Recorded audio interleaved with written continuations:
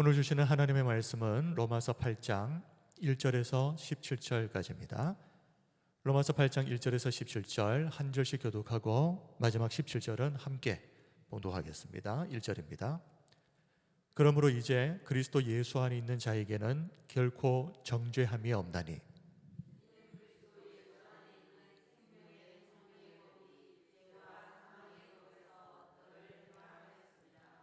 율법이 육신으로 말미암아 연약하여 할 수 없는 그것을 하나님은 하시나니 곧 죄로 말미암아 자기 아들을 죄 있는 육신의 모양으로 보내어 육신의 죄를 정하사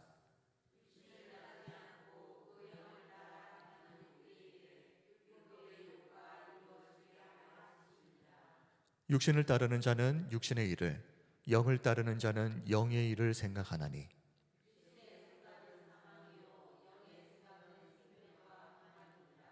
육신의 생각은 하나님과 원수가 되나니 이는 하나님의 법에 굴복하지 아니할 뿐 아니라 할 수도 없습니다.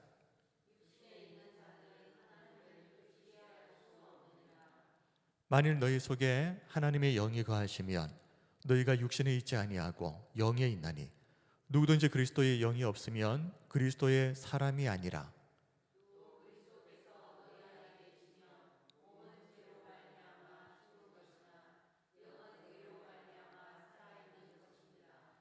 예수를 죽은 자 가운데서 살리신 이의 영이 너희 안에 거하시면 그리스도 예수를 죽은 자 가운데서 살리신 이가 너희 안에 거하시는 그의 영으로 말미암아 너희 죽을 몸도 살리시리라.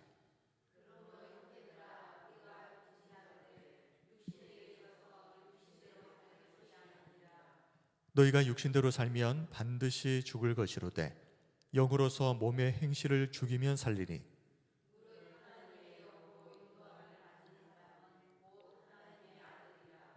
너희는 다시 무서워하는 종의 영을 받지 아니하고 양자의 영을 받았으므로 우리가 아빠 아버지라고 부르짖느니라.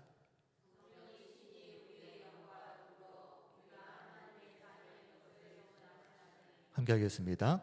자녀이면 또한 상속자 곧 하나님의 상속자요 그리스도와 함께한 상속자니 우리가 그와 함께 영광을 받기 위하여 고난도 함께 받아야 할 것이니라. 아멘. 오늘은 그리스도 예수 안에 있는 생명의 성령의 법이라는 제목으로 하나님의 말씀을 전하겠습니다. 지난 시간 신자가 구원받은 이후에도 여전히 죄의 문제로 고민하는 이유가 무엇인가에 대해서 살펴보았습니다. 구원받은 신자가 여전히 죄를 짓고 있는 이 현실을 어떻게 이해해야 할 것인지, 그리고 또 이 문제를 구체적으로 어떻게 해결해 가야 할 것인지에 대해서 지난 시간 살펴보았습니다. 신자가 예수님을 믿고 구원을 받았는데도 여전히 죄의 문제로 고민하는 이유가 무엇이겠습니까? 신자는 지금 칭의를 받은 것이지 죄를 짓지 않는 완전한 사람이 된 것은 아닙니다. 칭의의 은혜를 받은 신자는 이 땅에서 살아가는 동안 평생 이 죄의 본성을 억누르고 점점 예수님을 닮아가는 성화의 과정을 거쳐야 됩니다. 바로 이 성화의 과정에서 신자가 끊임없이 죄와 싸우고 또 때로는 그 죄로 인해서 무너져 버리는 이 과정들이 수없이 반복되는 겁니다. 그래서 바울이 로마서 7장에서 죄의 문제로 탄식했던 것은 바울이 지금 칭의의 문제 때문에 고민하고 있는 것이 아니라 성화의 문제로 고민하고 있다 하는 것을 우리가 먼저 정확하게 좀 구분을 해야 되겠습니다. 자, 그렇다면 바울이 탄식했던 것처럼 성화의 과정을 살아가는 동안 우리는 죄 앞에서 그러면 그저 속수무책으로 무너질 수밖에 없는 것인가? 오늘 본문 로마서 8장은 아니다 라고 말합니다. 사람으로서는 할 수 없지만 그것을 하나님이 하신다라고 선언하는 것이 바로 오늘 본문의 핵심 내용입니다. 지금부터 이 내용을 살펴보면서 함께 말씀의 은혜를 나누고자 하는데요. 본 내용으로 들어가기 전에 먼저 본문의 좀 특이한 기록 방식 하나를 먼저 살펴보고 넘어가겠습니다. 우리가 보통 성경을 읽으면 항상 이렇게 나옵니다. 예수 그리스도. 그런데 특이하게도 오늘 본문에서는 두 번이나 그리스도 예수라고 기록하고 있습니다. 우리 1절, 2절을 보십시오. 그러므로 이제 그리스도 예수 안에 있는 자에게는 결코 정죄함이 없나니 이는 그리스도 예수 안에 있는 생명의 성령의 법이 죄와 사망의 법에서 너를 해방하였습니다. 그리스도 예수라고 되어 있습니다. 잘 아시는 대로 예수라고 하는 것은 이름입니다. 그리고 그리스도는 직분에 대한 호칭을 말하는 것입니다. 그리스도, 기름 부음 받은 자. 구약에서 왕과 제사장과 선지자를 세울 때 기름을 부어서 세웠죠. 이렇게 기름 부음을 받아서 직분을 받은 분을 그리스도라고 하는 겁니다. 그러므로 오늘 본문에서 예수 그리스도라고 하지 않고 그리스도 예수라고 한 것에는 뭔가 의미가 있겠죠. 강조점을 다르게 둔 겁니다. 오늘 본문에서는 이 예수님이라고 하는 인물의 역사성을 강조하는 것보다는 어디에요? 이 역사적인 인물이신 예수님이 이 땅에 무엇을 하기 위해서 오셨는지 그 예수님의 직분을 강조하고 있다, 이렇게 보시면 되겠습니다. 그래서 예수 그리스도라고 하지 않고 그리스도 예수라고 말하면서 어디에 강조점을요? 그리스도, 이 직분의 강조점을 두고 있다. 예수님은 왕, 이 땅의 만유의 통치자로 오셨고 제사장으로서 하나님과 백성 사이에 중보자의 직분을 감당하셨고, 그리고 선지자로서 하나님의 진리의 말씀을 우리에게 전하셨습니다. 자, 이처럼 그리스도로서의 이 직분을 강조하기 위해서 그리스도 예수라고 이렇게 기록하고 있다. 자, 이 부분을 먼저 정리하고 지금부터 한 구절씩 차례대로 살펴보도록 하겠습니다. 로마서 8장 1절입니다. 그러므로 이제 그리스도 예수 안에 있는 자에게는 결코 정죄함이 없나니. 이 말씀에는 서두에도 언급했던 것처럼 기독교 구원론의 핵심 교리인 칭의의 개념이 들어가 있습니다. 칭의가 무엇이겠습니까? 원래 우리는 죄로 인해서 심판받아야 합니다. 그런데 그럼에도 불구하고 우리가 예수님을 믿었다는 이유만으로 하나님께서 우리의 행위, 우리의 공로로는 도저히 구원받았다, 의롭다고 말하실 수가 없는데 예수 그리스도를 믿었다는 그 사실 하나 때문에 너는 이제 의롭다라고 하나님께서 공적으로 또 법적으로 인정하는 선언이 바로 이 칭의입니다.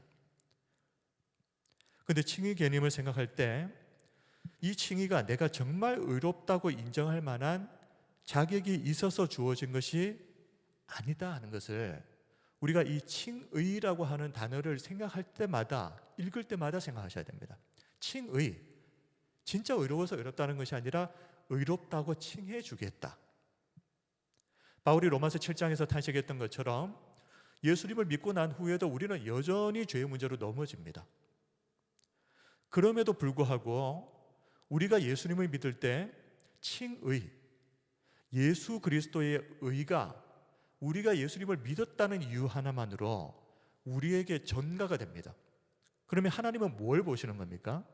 우리의 죄를 보시는 것이 아니라 우리에게 전가된 예수 그리스도의 의를 보시고 우리를 의롭다라고 인정해 주시는 겁니다. 그러므로 이 칭의의 은혜를 받은 성도는 어떻게 해야 되겠습니까? 누구보다 더 겸손해야 됩니다. 그리고 누구보다 하나님의 은혜에 감사하는 삶을 살아야 됩니다. 원래부터 내 의로 얻은 칭의가 아니니까 우리는 어떤 것도 내세우고 자랑할 만한 것이 하나도 없다는 것을 우리가 항상 기억하면서 도저히 받을 수 없는 칭의의 은혜를 내가 받았으니 더 겸손해야죠. 그리고 더 감사해야죠. 2절은 그리스도 예수 안에 있는 자, 이 예수님을 믿는 자가 결코 정죄함을 받지 않는 이 칭의의 은혜를 누리는 구체적인 이유와 원리가 무엇인가에 대해서 이렇게 설명하고 있습니다. 2절, 이는 그리스도 예수 안에 있는 생명의 성령의 법이 죄와 사망의 법에서 너를 해방하였음이라. 너를 해방하였다. 어떻게 우리가 해방이 됐겠습니까? 이전에는 우리가 스스로 이 죄의 문제로부터 해방되기 위해서 스스로 싸웠습니다. 내 힘으로. 그런데 그렇게 수고하고 애쓴 결과가 무엇이었습니까? 오히려 죄와 사망의 법에 더 깊게 얽매이고 심판을 피할 수 없게 되었습니다. 아무리 노력해봐야 해방이 안 되는 겁니다. 내 힘으로는. 그러나 예수님을 믿는 순간 이제는 더 이상 죄를 이길 능력이 없는 내가 아니라 누가요? 내 안에 내주하시는 성령께서 주도적으로 이제 일하시는 겁니다. 예수님을 믿기 전에는 내가 어떻게 하든 죄에서 해방되기 위해서 내가 내 힘으로 애썼는데 안 된다. 그래서 예수님을 믿는 순간 이제는 내가 아니라 내 안에 계시는 성령께서 우리를 대신해서 주도적으로 우리의 구원을 이루시는 겁니다. 그리고 이루어진 그 구원을 끝까지 보장하시고 지켜주시는 것도 내가 아니라 성령님이 하신다. 모든 것의 주체가 바뀌어버리는 것이죠. 이전에는 내가 해야 됐는데 이제는 하나님이 하신다는 겁니다. 네 능력으로는 할 수가 없으니 내가 하겠다. 이것이 바로 오늘 본문에 나오는 생명의 성령의 법입니다. 생명의 성령의 법으로 인해서 구원에 있어서 전혀 스스로는 가망성이 없었던 우리가 드디어 죄와 사망의 법에서 해방됩니다. 그러면서 우리에게 구원의 은혜가 주어지게 된 것입니다. 그러므로 칭의의 핵심이 무엇이겠습니까? 이 구원은 내가 아니라 하나님이 하셨다. 이것이 칭의의 핵심입니다. 3절은 그렇다면 왜 하나님은 죄를 지은 당사자는 나인데 왜 우리에게 스스로 책임을 지도록 모든 것을 맡기지 않으시고 왜 하나님께서 직접 나서서 이 모든 일을 행하셔야만 했는가에 대해서 이렇게 설명하고 있습니다. 3절 율법이 육신으로 말미암아 연약하여 할 수 없는 그것을 하나님은 하시나니 곧 죄로 말미암아 자기 아들을 죄 있는 육신의 모양으로 보내어 육신의 죄를 정하셨다 그랬는데요. 율법이 육신으로 말미암아 연약하여 할 수 없는 그것, 우리의 육신으로는 죽었다 깨어나도 이 율법을 다 지킬 능력이 없기 때문에 다른 방법이 없는 겁니다. 인간은 애초부터 율법을 지켜서 스스로 구원을 이룰 만한 능력이 없습니다. 오히려 반대입니다. 율법을 지켜서 구원을 받으려고 하면 할수록 오히려 반대로 그 율법은 우리 안에 있는 이 죄성을 계속 더 지적합니다. 너는 구원받을 수 없는 죄인이다라는 것을 더 분명하게 밝혀버리는 겁니다. 그런 인간에게 스스로 알아서 구원을 이루라 하고 하나님께서 내버려 두셨다면 어떻게 되겠습니까? 이 땅의 모든 인간들 단 한 사람도 예외 없이 필연적으로 심판에 이를 수밖에 없다. 그래서 하나님이 직접 나서신 것입니다. 그리고 어떻게 하셨습니까? 자기 아들을 죄에 있는 육신의 모양으로 이 세상에 보내셔서 그 아들로 하여금 인간의 모든 죄를 대신 짊어지게 하셨다. 3절 후반부 말씀이죠. 곧 죄로 말미암아 자기 아들을 죄에 있는 육신의 모양으로 보내어 육신의 죄를 정하사. 바로 이 일을 우리가 한마디로 추격하면 십자가라고 말하는 것입니다. 그렇다면 하나님은 처음부터 그렇게 하시지 왜 애초부터 다 지키지도 못할 율법을 왜 우리에게 주신 것인가? 이런 질문을 할 수가 있겠죠. 앞에서도 지난번에도 하나님께서 율법을 주신 진짜 목적이 무엇인가에 대해서 말씀을 드렸습니다. 그 중에 하나가 역설적이게도 이 율법은 우리가 이 율법을 스스로 다 지킬 수 없다는 것을 깨닫게 하시기 위해서 주시었다. 그러므로 율법은 인간이 전적으로 무능하다는 것을 깨닫게 하시기 위한 하나님의 방편이다라고 말씀드렸습니다. 율법을 지켜서 구원을 스스로 이루라고 주신 것이 아니라 너는 이 율법 다 못 지킨다. 이것을 알려주시기 위해서 주신 하나님의 방편이다. 왜 그렇게 했습니까? 인간이 이렇게 자신이 구원에 있어서 전적으로 무능하다는 것을 제대로 깨달아야만 우리가 구원받을 수 있는 길은 유일한 길은 오직 예수 그리스도밖에 없다는 것을 인정하게 되기 때문입니다. 여전히 내 속에 내가 내 힘으로 구원을 이룰 수 있는 가능성이 1%라도 남아있다고 생각하는 순간 우리는 절대 전적으로 예수님을 나의 구주로 인정할 수가 없는 겁니다. 그런데 하나님은 율법을 주셔서 너희에게는 스스로 구원을 이룰 만한 가능성이 1%도 없다는 것을 분명하게 하신 것입니다. 이렇게 인간은 자신의 전적인 무능을 깨달아야만 오직 예수님만이 구원자라고 하는 이 사실을 깨닫고 인정하고 받아들이게 됩니다. 그래서 갈라디아서 3장 24절에서 율법은 우리를 그리스도께로 인도하는 초등교사라고 소개하고 있는 겁니다. 이같이 율법이 우리를 그리스도께로 인도하는 초등교사가 되어 우리로 하여금 믿음으로 말미암아 의롭다함을 얻게 하려 합니다. 이 초등교사인 율법이 없으면 우리는 계속해서 내 의를 의지하려고 했을 겁니다. 그런데 이 율법이 우리의 초등교사가 되어서 우리에게 무엇을 깨닫게 합니까? 믿음으로 말미암아 의롭다함을 얻는다. 이것을 깨닫고 인정하게 하는 것입니다. 그러므로 우리는 율법을 내 의를 세우는 도구로 여길 것이 아니라 나의 전적 무능을 인정하고 그리스도를 믿음으로 의지하게 하는 은혜의 방편이다. 이렇게 생각을 해야 하나님께서 우리에게 율법을 주신 진짜 목적을 제대로 알고 율법을 대하게 되겠죠. 4절은 하나님께서 예수님을 보내심으로 우리가 더 이상 죄의 본성에 따라 살지 않고 성령에 따라 살게 하심으로 우리에게 율법의 요구가 완벽하게 충족되게 하셨다라고 말씀을 합니다. 4절, 육신을 따르지 않고 그 영을 따라 행하는 우리에게 율법의 요구가 이루어지게 하려 하심이니라. 자, 쉬운 성경 번역으로 보면 조금 쉽습니다. 훨씬 이해가 잘 되실 겁니다. 이렇게 하여 죄의 본성에 따라 살지 아니하고 성령에 따라 살고 있는 우리에게 율법의 의로운 요구들이 완벽히 이루어지게 하셨다. 앞에서도 밝혔듯이 우리의 육신의 힘으로 구원을 이루고자 한다면 우리는 평생 죽을 때까지 율법의 요구를 절대 충족시킬 수가 없습니다. 오히려 율법을 통해서 나의 죄만 더 드러나는 겁니다. 그리고 내가 심판받아야 할 죄인이라는 사실만 더 분명해질 뿐이다 말씀드렸습니다. 그러나 예수님을 믿게 될 때 이제 우리는 성령이 주도하시는 인생, 성령의 인도하심을 따라 사는 인생이 되고 그것이 우리로 하여금 율법의 모든 요구가 충족될 수 있도록 이 성령께서 우리를 의로운 삶으로 인도해 주시는, 그러니까 주체가 바뀌어버리는 것이죠. 이전에는 내가 했어야 되는데 내가 안 되는 것을 인정하고 예수님을 믿음으로 받아들였을 때 이제는 내 안에 성령이 오셔서 성령이 일하신다.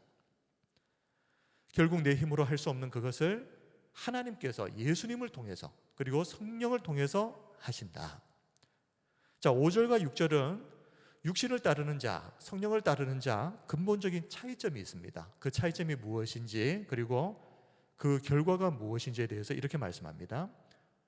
육신을 따르는 자는 육신의 일을, 영을 따르는 자는 영의 일을 생각하느니 육신의 생각은 사망이요 영의 생각은 생명과 평안이니라. 자, 육신을 따르는 자의 관심은 어디에 있겠습니까? 가끔씩 한 번씩은 선을 추구하기 위해서 노력을 할 수도 있습니다. 그러나 육신을 따르는 자의 진짜 관심은 죄 짓는 것입니다. 그러니 잠시 선을 행하려고 애썼다가도 결국 돌아가 버리는 겁니다. 왜냐하면 관심사가 거기 있기 때문에. 자, 이런 차이가 발생하는 이유는 소속이 바뀌었기 때문입니다. 자, 왜 육신을 따르는 상태에서는 죄에 대해서 관심을 가지고 왜 우리가 하나님을 따르는 자가 되었을 때는 선한 것들을 생각하게 되느냐, 관심을 가지게 되느냐? 소속이 바뀌었다 하는 것은 누구의 지배를 받는가의 문제라고 말씀드렸죠. 어디에 속해 있느냐, 이것은 다른 말로 하면 지금 누구의 지배를 받고 있느냐의 문제입니다. 하나님께 속해 있다면 우리는 하나님의 지배 아래에 있을 것이고, 사탄에게 속했다면 우리가 아무리 주인인 척해도 사실 알고 보면 사탄의 지배 아래에 있는 겁니다. 자, 그런데 지난 주일 마음에서 생각이 나오고 이 생각이 그 마음을 어떻게 실천할 것인지 구체적인 행동을 결정한다라고 말씀을 드렸는데, 그러면 이 마음, 첫 출발점이었던 이 마음은 그러면 어디에서 결정되는 것인가? 소속입니다. 어디에 소속되어 있는가에 따라서 이 마음이 달라져 버리는 겁니다. 마음의 관심사라고도 할 수 있겠죠. 하나님께 속한 자는 하나님께 속한 것들에 관심을 가지게 되고, 사탄에게 속한 자는 사탄에게 속한 것들에 관심을 가지게 되는 것. 그러니까 결국 소속이 마음을 결정하고, 이 마음이 생각이 행동을 결정한다. 그러니 이 소속이 바뀌지 않은 상태에서는 사실 아무리 노력해봐야 소용이 없는 겁니다. 어디에 소속되어 있는가가 왜 중요한가 좀 더 구체적으로 살펴보면, 7절은 육신을 따르는 자가 왜 필연적으로 사망이라는 결과를 낳을 수밖에 없는지에 대해서 이렇게 설명합니다. 7절, 육신의 생각은 하나님과 원수가 되나니 이는 하나님의 법에 굴복하지 아니할 뿐 아니라 할 수도 없습니다. 자, 하나님의 법에 굴복하지 아니할 뿐 아니라 첫 번째, 두 번째는요, 할 수도 없다. 소속 자체가 육신에 속한 자는 이 소속의 지배를 받기 때문에 아무리 노력을 해도 이 지배에서 벗어날 수가 없습니다. 잠깐 선을 행하는 듯 해도 다시 그 소속의 지배 아래로 회귀하게 됩니다. 그리고 오히려 시간이 가면 갈수록 하나님을 더 대적하는 삶을 살 수밖에 없는 겁니다. 이것이 지배의 힘, 소속의 힘입니다. 육신의 지배를 받고 있는 한은 거기에서 벗어날 방법이 없기 때문입니다. 그래서 바울은 이 육신에 소속된 자는, 이 육신의 지배 아래에 있는 자는 어떻게 된다고요? 하나님의 법에 굴복하지 아니할 뿐 아니라 할 수도 없다. 하고 싶어도 안 된다는 말입니다. 아무리 그 마음에 내가 선하게 한번 살아봐야 되겠다라고 결심을 해도 하고 싶어도 할 수 없다. 왜? 소속이 그 모든 것들을 결정해 버리기 때문에, 영향력을 끼치기 때문에. 그래서 소속이 중요하다. 그래서 예수님 믿고 나서 나는 아무것도 달라진 것처럼 없는 것처럼 보이시죠? 그런데 그게 아닌 겁니다. 우리가 하나님 앞에 소속되어 있지 않다면 아무리 애써봐야 안 되는 일입니다. 그런데 우리가 예수님을 믿고 하나님께 소속된 자가 되었다는 것은, 이제 앞에서도 말씀드렸죠, 내가 아니라 내 안에 계시는 성령께서 이제 주도해서 그 일을 이루어 가시는 것입니다. 그러므로 뭐가 달라졌느냐라고 말할 게 아니다. 자, 8절은 이처럼 육신에 속해서 죄의 본성의 지배를 받는 사람이 결국 어떻게 되느냐? 육신에 있는 자들은 하나님을 기쁘시게 할 수 없느니라. 아무리 애쓰고 노력해도 하나님을 기쁘시게 하는 삶을 절대 살 수 없는 자, 누구입니까? 육신에 소속된 자, 육신의 지배 아래 있는 자, 그 사람의 결말입니다. 자, 그러나 반대로 우리가 하나님께 소속된 자라면, 하나님의 영이, 성령이 우리 안에 계신 것이 분명하다면 앞에서 말했던 그 모든 것들이 역전되어 버립니다. 우리들은 죄의 본성의 지배를 받지 않고 성령의 지배를 받는다. 자, 9절 말씀을 보시면, 만일 너희 속에 하나님의 영이 거하시면 너희가 육신에 있지 아니하고 영에 있나니 누구든지 그리스도의 영이 없으면 그리스도의 사람이 아니라. 자, 이것도 쉬운 성경으로 다시 한번 말씀드립니다. 그러나 하나님의 영이 여러분 안에 계시다면 여러분은 죄의 본성의 지배를 받지 않고 성령의 지배를 받게 됩니다. 하나님의 영이 계시는가, 우리가 하나님께 속한 자인가 아닌가에 따라서 이렇게 모든 것이 바뀌어버리는 겁니다. 죄의 본성의 지배를 받지 않고 성령의 지배를 받는 인생을 살게 된다. 자, 우리가 예수님을 믿을 때 우리 안에는 성령님이 내주하십니다. 그리고 이 성령으로 말미암아서 이제는 성령께서 주도적으로 우리의 삶을 이끌어 가시는, 성령이 지배하는 삶을 살게 됩니다. 자, 앞에서도 말씀드렸습니다. 핵심은 무엇입니까? 소속이 바뀌는 것입니다. 소속. 똥물에 빠져 있으면서 매일 샤워를 해봐야 무슨 소용이겠습니까? 일단 거기에서 빠져나와야 되죠. 그 안에 빠져 있으면서 샤워하는 것은 아무 의미가 없습니다. 빠져나와야 샤워를 하든 어떻게 하든 의미가 있는 것입니다. 바로 이런 일을 하나님께서 예수 그리스도와 성령을 통해서 우리에게 하셨다는 것입니다. 소속을 바꿔버리신 것이죠. 육신의 지배 아래 있었던 우리를 하나님께서 직접 하나님의 지배 아래 가도록 하신 것입니다. 자, 그렇다면 우리가 정말 하나님께 속한 자가 맞는지 그 증거가 무엇이겠습니까? 우리 안에 내주하시는 그 하나님의 영이신 성령이 계시는가? 이것이 증거입니다. 그래서 바울은 누구든지 그리스도의 영이 없으면 그리스도의 사람이 아니라 라고 말한 이유가 바로 거기에 있습니다. 그리스도의 영, 성령이 계시지 않으면 우리는 그리스도, 하나님께 속한 자가 아니다. 자, 바울은 우리가 그리스도께 속한 사람으로 소속이 바뀌었다 하는 것을 보여주는 가장 강력한 증거는 다른 것이 아니라 내 안에 성령이 내주하시는 것이다. 자, 너무 당연한 이야기입니다. 자, 설명을 좀 드릴 텐데요. 만약 내 안에 성령이 계시지 않다면 우리가 무슨 말을 해도 우리는 그리스도께 속한 자일 수가 없습니다. 왜 그렇겠습니까? 성령이 아니고서는 우리는 어떤 누구도 예수님을 주라고 인정할 수가 없습니다.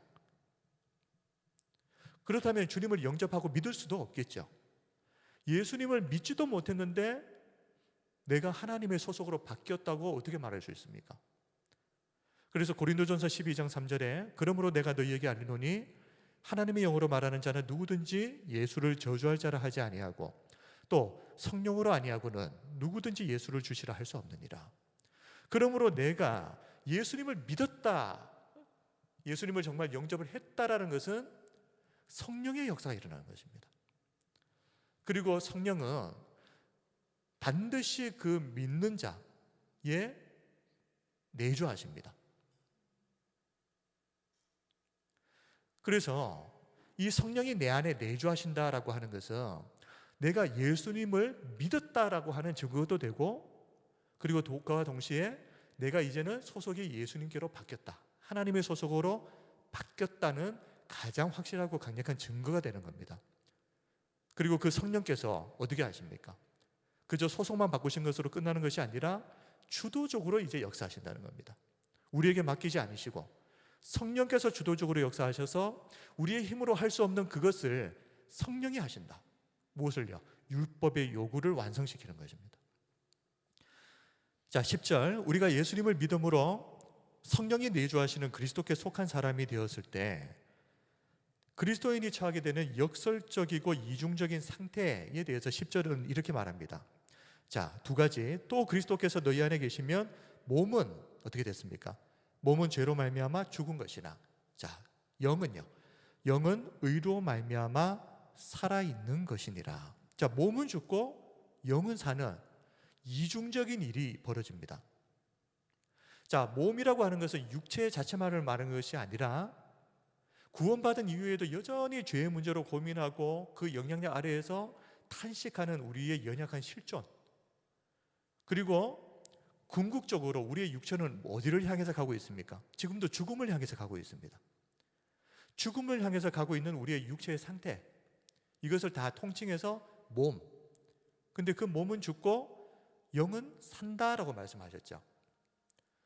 영은 의로 말미암아 살게 되는데, 영원히 살게 되는데, 자, 여기서 중요한 것은 이 의가 누구의 의냐? 나의 의가 아니라 예수 그리스도의 의 때문에 살게 되었다. 우리가 예수 그리스도를 믿음으로 어떻게 됐다고 그랬습니까? 예수님의 의가 우리에게 전가되고 그 전가된 의로 인해서 우리는 하나님 앞에서 너는 의롭다, 칭의를 받으면서 어떻게 되는 겁니까? 우리의 영이 하나님 앞에 살아있는 자가 되는 겁니다. 지난 시간 이 이중적인 상태를 보여주는 신학 용어가 있다 말씀드렸죠. already, but not yet. 이미, 그리고 아직. 자, 예수님을 믿는 순간 우리의 영은 이미 하나님 앞에서 산 자가 되었습니다. 그런데 아직, 무엇이 아직입니까?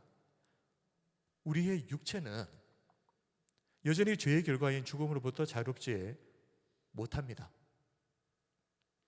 자, 우리의 몸이 죽는다라고 하는 것 그 자체가 무엇을 보여주는 것입니까? 아직까지 우리의 몸은 죄의 영향력 아래 있다라는 것을 보여주는 것이거든요. 왜냐하면 죄의 삭은 사망이라고 그랬으니까요.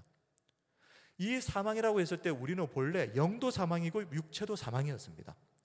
그런데 예수님을 믿을 때 already, 이미 우리의 영은 하나님 앞에서 이미 산자가 되었고, 그런데 이 육은 이 땅을 살아가는 동안에는 여전히 죄의 영향력을 받고 있기 때문에 그 증거가 죽는다는 것, 그러므로 아직이다 하는 겁니다. 그러나 11절은 궁극적으로 이 죽을 몸조차도 예수 그리스도를 통해 장차 살림을 받는다. 11절을 보십시오. 예수를 죽은 자 가운데서 살리신 이의 영이 너희 안에 거하시면, 자, 성령이 우리 가운데 거하시면 그리스도 예수를 죽은 자 가운데서 살리신 이가 너희 안에 거하시는 그의 영으로 말미암아 너희 죽을 몸도 살리시리라. 지금은 우리의 영은 하나님 앞에서 살고 육은 여전히 죄의 영향력으로 죽음을 향해서 달려가고 있지만, 최종적으로 주님이 재림하시는 날, 그 날이 되게 되면 구원이 완성이 되는데, 이 최종 완성은 영뿐만 아니라 우리의 육체까지도 다 사는 것입니다. 12절부터는 이렇게 하나님의 아들 예수 그리스도를 통해서 구원받은 하나님의 백성이 그럼 어떤 삶을 살아야 되느냐. 12절 보십시오. 그러므로 형제들아, 우리가 빚진 자로 돼. 우리가 빚진 자로 돼. 육신에게 져서 육신대로 살 것이 아니니라. 쉬운 성경 번역을 보면, 그러므로 형제 여러분, 우리는 빚을 진 사람들입니다. 그러나 죄의 본성을 따라 살아야 하는 죄의 본성에 빚진 사람이 아닙니다. 자, 여기에서 쉬운 성경은 정확하게 구분을 해서 이야기합니다. 자, 핵심 문장은 우리가 빚진 자다 하는 것입니다. 그럼 어디에 빚이 졌느냐? 우리 개역 개정 성경을 보게 되면 약간 애매한데, 쉬운 성경 원문 번역을 보게 되면 일단 우리가 육신에게 빚진 자가 아니다라는 것을 먼저 밝히고 있는 겁니다. 육신에게 빚진 자가 아니다. 그러면 우리는 누구에게 빚진 자인가? 일단 먼저 우리를 대신해서 십자가를 지신 예수님께 우리는 빚진 자이고, 그리고 그 예수님을 이 땅에 보내주신 하나님께 빚진 자이고, 그리고 이 은혜를 받고 구원받았음에도 여전히 우리의 죄악 가운데에서 계속 넘어지는 우리를 끝까지 그 구원을 보증해 주시는 성령님께 빚진 자, 즉 삼위일체 하나님께 빚진 자가 우리다. 이렇게 삼위일체 하나님께 빚진 자는 어떤 삶을 살아야 되겠습니까? 너무 쉽죠. 빚을 갚는 삶을 살아야죠. 빚을 졌으니까 그 빚을 갚는 삶을 살아야 됩니다. 그렇다고 해서 이 빚을 다 갚을 수 있다, 이 말은 아니죠. 찬송가에서는 하나님의 은혜는 너무나도 커서 우리는 평생 죽을 때까지 갚으려고 해도 다 못 갚는다. 찬송가 151장 만왕의 왕 내 주께서 그 3절을 보시면 이런 가사 나옵니다. 늘 울어도 그 큰 은혜 다 갚을 수 없네. 나 주님께 몸 바쳐서 주의 일 힘쓰리. 십자가 내가 처음 볼 때에 나의 마음에 큰 고통 사라져. 오늘 믿고서 내 눈 밝았네. 참 내 기쁨 영원하도다. 늘 울어도 그 큰 은혜 다 갚을 수 없는 것이 하나님의 은혜다. 그리고 우리가 잘 아는 찬송가 304장 그 크신 하나님의 사랑 3절을 보시면, 하늘을 두루마리 삼고 바다를 먹물 삼아도 한없는 하나님의 사랑 다 기록할 수 없겠네. 하나님의 크신 사랑 그 어찌 다 쓸까? 저 하늘 높이 쌓아도 채우지 못하리. 하나님 크신 사랑은 측량 다 못하네. 영원히 변치 않는 사랑 성도여 찬양하세. 우리 사랑하는 성도 여러분, 우리는 이렇게 평생 갚아도 다 갚을 수가 없는 하나님의 은혜에 빚진 자들입니다. 그러므로 평생 나는 겸손하게 살아야 되는 존재다. 평생 하나님의 은혜에 항상 감사하면서 살아야 되는 존재다라는 이 사실을 절대 잊지 마시기 바랍니다. 언젠가 갑자기 나도 모르게 좀 교만해지려고 할 때마다 나는 하나님의 은혜에 빚진 자다라는 이 사실을 다시 한번 생각하십시오. 빚진 자가 어떻게 그렇게 뻔뻔하게 고기를 쳐들고 다닐 수 있습니까? 자, 13절은 만일 우리가 그렇게 빚진 자의 삶을 살지 않고, 자, 구원을 받았는데도 이전처럼 육신대로 살게 되면 반드시 죽을 것이다. 그리고 영으로서 몸의 행실을 죽이면 산다라고 말씀을 합니다. 13절, 너희가 육신대로 살면 반드시 죽을 것이로되 영으로서 몸의 행실을 죽이면 살리니. 자, 이 말씀도 쉬운 성경을 보시면 죄의 본성에 따라 산다면 여러분은 죽을 것입니다. 그러나 성령의 도우심을 받아 몸의 악한 일을 죽인다면 여러분은 살 것입니다. 자, 여기에도 무엇이 중요합니까? 주체가 있죠. 성령님입니다. 성령의 도우심을 받아서 우리가 몸의 악한 일을 죽이면 우리는 살게 된다. 이 영, 성령님, 자, 여기에서 기독교 신앙의 그 성화의 개념이 무엇인지를 볼 수가 있습니다. 자, 구원받은 성도는 더 이상 죄된 본능을 상징하는 이 육신을 위해서 사는 자가 아닙니다. 우리의 이제 관심사, 우리의 목적이 바뀌었죠. 그러나 바울이 로마서 7장에서 탄식했던 것처럼 우리의 의지, 우리의 노력, 우리의 능력 가지고는 이 몸의 소욕을 제어한다는 것이 불가능합니다. 그래서 하나님께서 우리에게 어떻게 하셨습니까? 성령님을 보내주신 것입니다. 그냥 너 예수님 믿었으니까 구원 이러고 끝날 수도 있는 거 아닙니까? 그런데 왜 하나님은 그 구원과 동시에 모든 신자에게 성령을 부어주셨는가? 구원받은 그 이후의 삶까지도 내가 책임지겠다는 것입니다. 이 성령께서 우리에게 죄와 사망의 법을 이길 수 있는 능력, 생명의 성령의 법을 주시는 것입니다. 그러므로 몸의 행실을 죽인다는 것은 항상 주체를 우리가 헷갈리면 안 됩니다. 몸의 행실을 죽이라고 하니까 예수님을 믿고 그 은혜로 구원받았으니까 이제는 내가 노력을 해서 해야 되는가 보다. 그게 아니라 나의 힘이 아니라 성령님의 인도하심과 능력을 의지하라는 것입니다. 그래서 죄와 싸워서 이기라는 것임을 꼭 기억하셔야 됩니다. 이 성화를 잘못 이해해서 구원의 은혜를 받은 이후에는 이제 내가 잘해야 되는가 보다 이렇게 착각할 수가 있습니다. 그런 생각을 하고 신앙생활을 하게 되면 교회를 다니면서 율법주의적인 신앙생활을 할 수밖에 없게 됩니다. 그런데 로마서 7장을 우리가 제대로 읽었다면 우리는 더 이상 나에게는 소망이 없다는 것을 솔직하게 인정할 수밖에 없습니다. 그리고 오직 성령의 능력만이 우리를 죄에서 승리하게 하실 수 있다는 것을 우리는 믿음으로 반드시 받아들여야 하는 것입니다. 자, 우리가 이렇게 성령을 전적으로 의지할 때 어떻게 해요? 성령께서 일하신다. 자, 우리가 그렇게 성령을 의지해서 죄를 이기는 삶을 살아야만 하는, 반드시 그렇게 해야만 하는 이유가 무엇이겠습니까? 우리는 소속이 바뀌었다고 말씀드렸지 않습니까? 예수님을 믿는 순간 때로는 죄 때문에 수도 없이 넘어져도 변하지 않는 사실은 소속이 바뀌었다는 것입니다.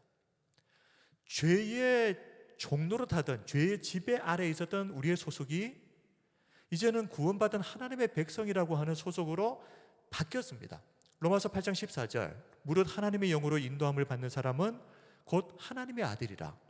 우리가 성령을 의지해서 죄를 이기는 삶을 살아야 되는 이유는 우리는 이제 하나님의 자녀이기 때문입니다. 이것이 우리의 정체성이기 때문입니다. 신앙생활을 하면서도 이 하나님의 은혜를 제대로 깨닫지 못하고 여전히 이전의 죄된 삶에서 벗어나지 못하는 사람들이 있죠. 이 사람들은 계속해서 죄에 넘어지는 자신들을 보면서 의문을 가질 겁니다. 이런 내가 어떻게 하나님의 자녀라고 할 수 있을까? 내가 정말 구원받은 게 맞을까? 하나님이 정말 내 아버지가 맞나? 이런 두려움은 어떤 관계에서 나타나는 것이냐면 아버지와 아들의 관계가 아니라 주인과 종의 관계에서 이런 모습이 나오게 됩니다. 이런 두려움은. 종과 주인의 관계는 두려움의 관계죠. 그래서 종은 어떤 잘못을 할 때마다 주인으로부터 얼마나 혹독한 벌을 받게 될지 걱정하고 염려하고 두려워합니다. 이것이 종과 주인의 관계입니다. 그런데 구원받기 이전에 사람들이 하나님에 대해서 가지는 이 두려움이 바로 그런 두려움입니다. 하나님을 어떻게 생각하는 겁니까? 주인이라고 생각하고 우리는 종이라고 생각해서 내가 잘못하게 되면 주인이신 하나님이 우리에게 혹독한 벌을 내리실 것이다. 이 무서운 주인으로 하나님을 생각하는 거죠. 그러나 로마서 8장 15절은 우리와 하나님의 관계는 그런 주인과 종의 관계가 아니다라고 말씀하는 겁니다. 너희는 다시 무서워하는 종의 영을 받지 아니하고 양자의 영을 받았으므로 우리가 아빠 아버지라고 부르짖느니라. 예수님을 믿기 전까지만 해도 우리가 하나님을 무서운 주인이라고 생각하는 것은 어쩌 보면 당연한 것입니다. 그러는 우리가 예수님을 믿고 나서 갑자기 하나님을 향해서 아빠, 아버지라고 부르려고 하니까 어색할 수는 있겠죠. 그러나 하나님은 믿는 모든 자에게 성령을 부어주시고 그 모든 자를 양자의 영을 주셨습니다. 그리고 비록 부족하지만 기꺼이 그들로부터 아빠, 아버지라고 불리우시는 것을 기뻐하십니다. 바뀐 것입니다. 근데 바뀌었는데 똑같이 하나님을 무서운 주인으로, 나는 그 아래에 있는 종으로 생각하게 되면은 이런 여러 가지 문제들이 생기는 것이죠.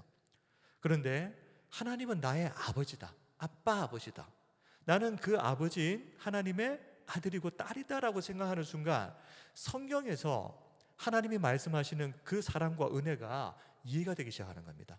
종과 주인의 관계로 생각하면 이해할 수 없는 내용들이 너무 많죠. 그런데 사마리아 여인을 찾아가시고 죄인들과 함께 하셨던 그 예수님을 보면 어떤 관계에서만 그게 이해가 되는 겁니까? 이게 부모와 자식 간의 관계니까 이해가 되는 겁니다. 그것을 잘 보여주는 비유가 탕자의 비유지 않습니까? 살아있는 아버지에게 유산 내놓으라고 해서 그것을 가지고 해외에 나가서 탕진하고 거지가 되어가지고 돌아오는 이 아들, 부모와 자식 간의 관계가 아니면 어떻게 그걸 용서할 수 있겠습니까? 근데 용서하거든요. 달려가서 안고 입 맞추고 가락지를 끼우고 옷을 갈아입히고 신발을 신깁니다. 이것을 이해할 수 있는 것은 하나님과 우리의 관계가 아버지와 자녀의 관계구나 하는 것을 이해해야만 이해가 되는 것입니다. 그럼에도 자꾸 죄에 넘어지는 자신의 모습을 보면 한심하죠. 이런 내가 과연 하나님의 자녀라고 불릴 그런 자격이 있나 싶죠. 그러나 하나님께서 우리를 향해서 너는 여전히 내 자녀야 라고 말씀하시는 한은 이 사실은 절대 변할 수가 없습니다. 오죽하면 내 안에 계신 성령님께서 무엇을 계속 증언하십니까? 너는 여전히 하나님의 자녀다 하는 것을 증언하시는 겁니다. 우리 16절 말씀을 같이 읽겠습니다. 시작. 성령이 친히 우리의 영과 더불어 우리가 하나님의 자녀인 것을 증언하시나니. 내 안에 계시는 성령께서 계속해서 증언하시는 것이 무엇입니까? 우리가 죄에 무너져서 흔들려서 넘어져서 내 스스로 바라보아도 한심한데 그럴 때마다 성령님은 그래도 너는 하나님의 자녀야, 이걸 증언하시는 겁니다. 김용희 선교사님 책에서 이런 글을 본 적이 있습니다. 우리 선교사님이 아들 5명이 있는데 모두 선교사로 하나님께 드렸습니다. 근데 빨리 선교사로 보내고 싶은데 이 자꾸만 이게 학교 공부를 해야 되니까 이 자꾸만 시간이 이제 너무 뒤처지는 것 같아서 고등학교 1학년이 된 첫째 아들에게 검정고시를 치르게 했습니다. 그리고 나서 합격하자마자 해외에 있는 선교사님한테 보내버렸습니다. 빨리 선교사 되라고. 그런데 아버지니까 얼마나 궁금하겠습니까? 잘 지내는지. 몇 달이 되어서 우리 아이, 우리 첫째 잘 지내고 있나 그렇게 궁금해하던 차에 그 지역에서 함께 사역했던 선교사님 중에 한 분이 잠깐 한국에 귀국을 했습니다. 그래서 이 선교사님을 만나서 우리 아이 지금 잘 지내고 있느냐 물었는데요, 이 선교사님이 이렇게 이야기를 하더랍니다. 잘 하고 있습니다. 그런데 너무 잘하려고 해서 탈입니다. 이 말이 조금 이상하잖아요. 잘하면 잘하는 거지 너무 잘하려고 해서 탈이다, 이게 무슨 말인가 해서 다시 물어봅니다. 물어보니까 이 고등학교 1학년밖에 안 된 이 어린 아들이 선교지에 가서 시간이 지나면서 말수도 줄고 얼굴도 우울해 보여서 이 선교사님이 물어봤답니다. 왜 그러냐고. 그런데 이 아들이 뭐라고 이야기를 하는가 하면요, 어린 나이면은 실수할 수 있지 않습니까? 근데 실수하는 내 자신이 용납이 안 된다는 겁니다. 어린 자기를 선교사로 보내신 하나님을 실망시키는 것 같고 또 나를 믿어주는 아버지의 기대를 실망시키는 것 같아서 실수를 할 때마다, 자그마한 실수를 할 때마다 자기 자신이 용서가 안 된다. 그러니 시간이 지나면서 계속해서 말수도 줄고 얼굴도 어두워지는 거죠.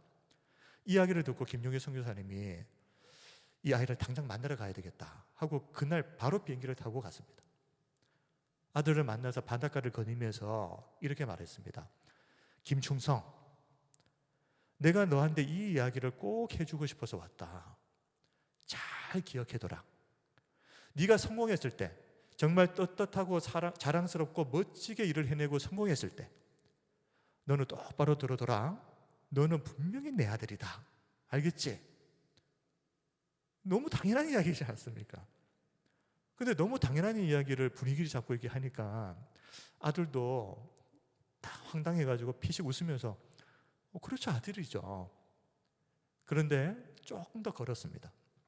그리고 나서 다시 한번 이야기합니다.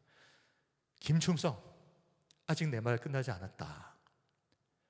네가 알아야 할 게 한 가지 더 있는데, 네가 성공했을 때 그때 분명히 내 아들인 게 사실인데, 만약에 네가 원하든 원하지 않든 네가 네 자신을 도저히 용서할 수 없을 만큼 실패하거나 죄를 지었거나 돌이킬 수 없는 비참한 지경에 떨어졌거나 기가 막힌 실패를 경험했을 때 너 똑똑히 들어라.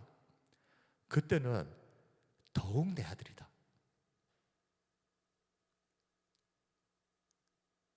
아들이라고 하는 것이 바뀔 수가 없다는 겁니다. 실수한다고 잘못한다고 해서. 이사야 43장 1절에 야곱아, 너를 창조하신 여호와께서 지금 말씀하시느니라. 이스라엘아, 너를 지으신 이가 말씀하시느니라.